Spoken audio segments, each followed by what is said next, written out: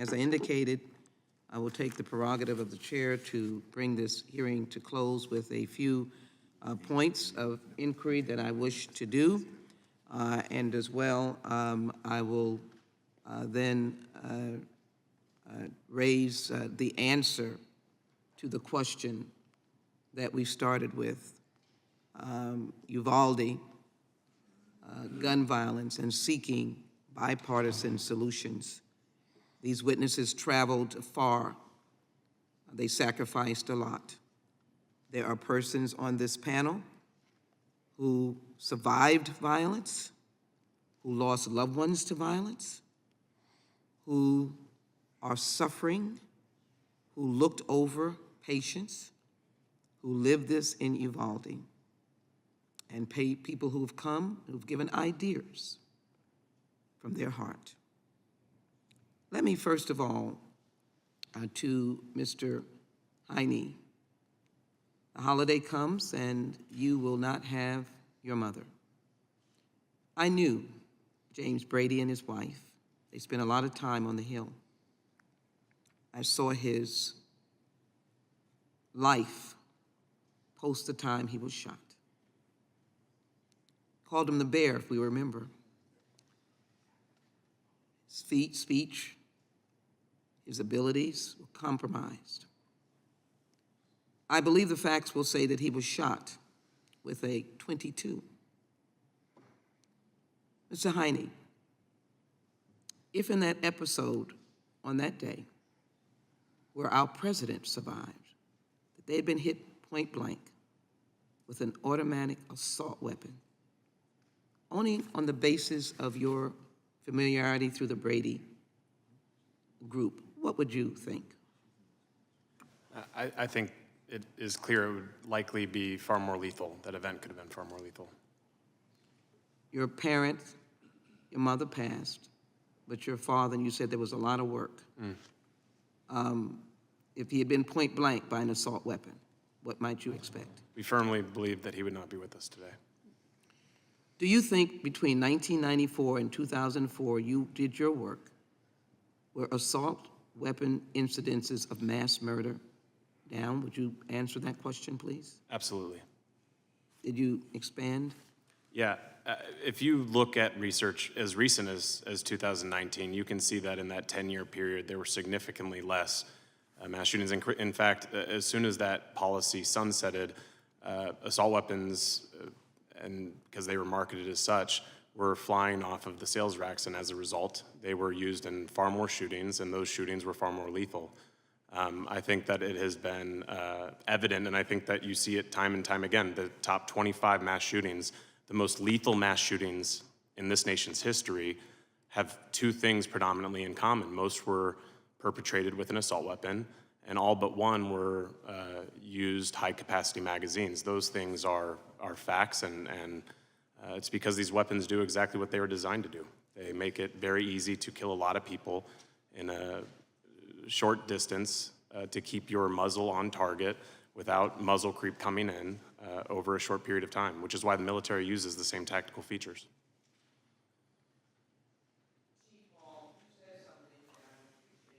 You're reminding us, and that is, you said something about law enforcement officers, and as you well know, I clarified that this is not a statement. The vast numbers of law enforcement officers today, yesterday, and tomorrow that are on the streets of America. But you said something about what you are supposed to do when shots are fired, and particularly if you might come upon a school, maybe a hospital, a church. What, Chief Hall, did you say about shots fired? You know, there's 2 points to this. Police officers or law enforcement, we understand that we have an occupational hazard. We confront a shooter or situation. We know going into that we might not come out of that. The person who we're going after, the perpetrator or the one doing the assault, he's going to suffer that same occupational hazard that we have. But the victims, whether they're children, or adult, or whoever, they should not have that same occupational hazard that we're gathered up to today. These are the things that keep me up at night. I want to make sure my officers are safe. I want to make sure I'm safe where I affect that, and most of all, I want to make sure the victim comes out of that. So if I might, forgive me for seeking that answer again. As you qualify and want to ensure that safety, shots fired, your officers do what? We go in and we neutralize that shooter. That is our number one concern. We want to stop it before it gets worse. Would that be 77 minutes before anyone moved? Absolutely not. We do not train that way. When we arrive, we assess and we go in. We're assessing it as we go in, and we're utilizing our trainer and the resources that we have on hand. We are trained. When we pull up, I have everything at my disposal to go in there and take care of that, whether I'm 2 officers or 20 officers. We want your officers to live, but we thank them for the sacrifice in that instance, if it occurs. But with the training under your jurisdiction, I can imagine that that perpetrator might be down. But 77 minutes, no action took place. Do you have a comment on that? I think I'll stick with my comments that the training that we utilize that's proven to be the most effective way is you don't treat an active shooter like a barricading gunman where you have conversation and de-escalation. You have an action that's occurring, and that action requires an immediate action right away to stop any further damage. Ms. Melchiano, you're here. I want everybody to know you are a high school student. Do you have friends where you engage sometimes in this conversation about what happened? You still live in that community.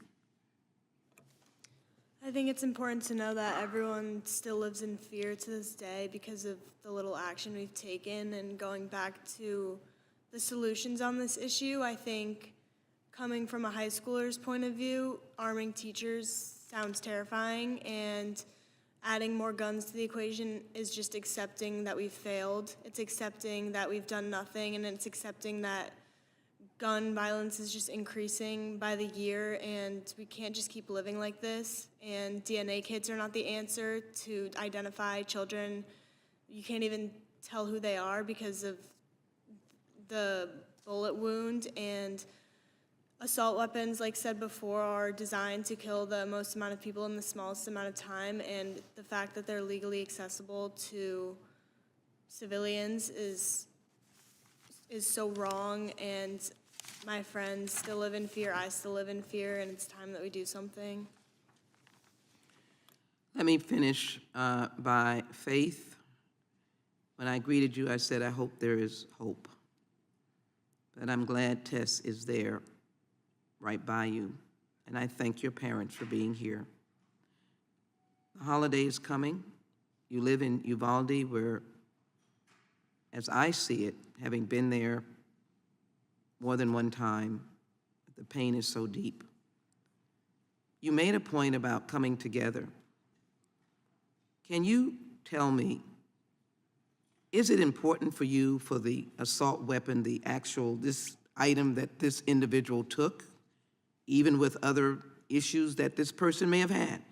Is it important for this weapon of death to be banned?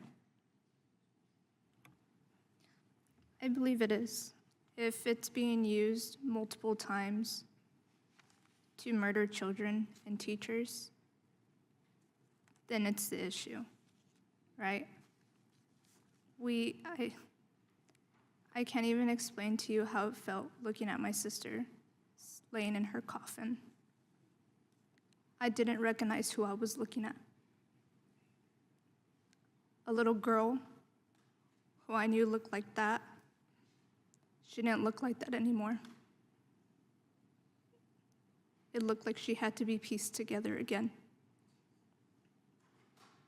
So if you want that to continue to happen to people in America and blame it on other things, then I encourage you to do it. But America's never going to be whole again if you continue to let this happen. I close by simply adding the list of shootings and to indicate that the two mentioned in France and Norway do not even compete with Uvalde, Buffalo, Boulder, Dayton, El Paso, Gilroy, Thousand Oaks, Tree of Life, Parkland, Sutherland, Las Vegas, Pulse Nightclub, Sandy Hook Movie Theater in Aurora, and beyond, even today. Ask unanimous consent for that to be put into the record. In addition, since Sandy Hook, 25,000 children have been killed by a gun. 25,000. I don't think we can compare universal background checks and other aspects to how we would have closed that gap. What I will say is that to Mr. Brewer, I am open, as I have been as a member of this Congress, to the kind of supportive elements that will make our community better and whole. Nothing is mutually exclusive, but I ask you, and it's not a question, to as well consider that the weapon of death is an assault weapon, among others, and that if I am to yield into you, that prayer, as we respect each other's individualism, I know the Mata family prays. I know the first time I met Senator Gutierrez, I was in church. But we were praying because there were dead children and dead teachers in Uvalde. I left the church and went to a plaza and hugged crying 9-year-olds because they were familiar with blood being smeared to save their life or familiar with their playmates, not even their classmates, were dead. These families will go into the holiday, the precious holiday for Christians of Christmas, where the joys of children ring through the house. They will go into the holiday in that spirit. So I think the federal government is owing to the victims. We can't continue to talk about 25,000. We can't continue to see why the Kimberly Vaughn Storage Act has not been passed yet. She was the youngest who died in Santa Fe. Submit that bill into the record without objection. And we cannot not have answers. And I say this in the humblest manner that I can. I believe we should call for a federal investigation of the actions of law enforcement in Uvalde. I will work very hard. I know that there is work being done, but I do believe, as I've made it very clear, Chief Holt, I do not speak to the totality. I speak to the actions that occurred on that date. In addition, I think it is imperative that we have an assault weapons ban signed by the President of the United States, and we are still in session. And the question is, the other body can move on that. I believe that the great work of Congressman McBath, there should be a slight modification and ensure that red flag laws are federal laws and that there should be no opting out as the bill proceeded in the House. No one can tell me that it does not work. We have not passed universal background check, and I want to accede to the point of racism. It might disparately impact members of my community and the Latino community. But I would say to you, we'll fix that. But a universal background check saves lives. And I would offer to say, in the name of the souls at Mother Emanuel Church, if it had been adhered to with a waiting period, they might have lived. I'd much rather err on the side of saving a life and fight racism than to suggest that the universal background check is going to impact communities of color negatively. Since I don't think the number of 90% is discerning, there could not be that number if there were not Hispanics and African Americans. And the voice I heard this morning on the radio that said, "I'm sick and tired of gun violence," came from a person of color. So I'd like to see that. As I indicated, the Kimberly Vaughn gun storage bill, that's a simple thing before we leave. And then I'd like to acknowledge Dr. Guerrero and the fact that little children are still suffering from their injuries. I want to find and make sure, since in our particular state we have no expanded Medicaid, that we make sure that the medical costs through the municipalities and the public health systems can be addressed. The pain and hurt of families, whether it's physical or mental. This is what I'm putting on the table to ensure that this hearing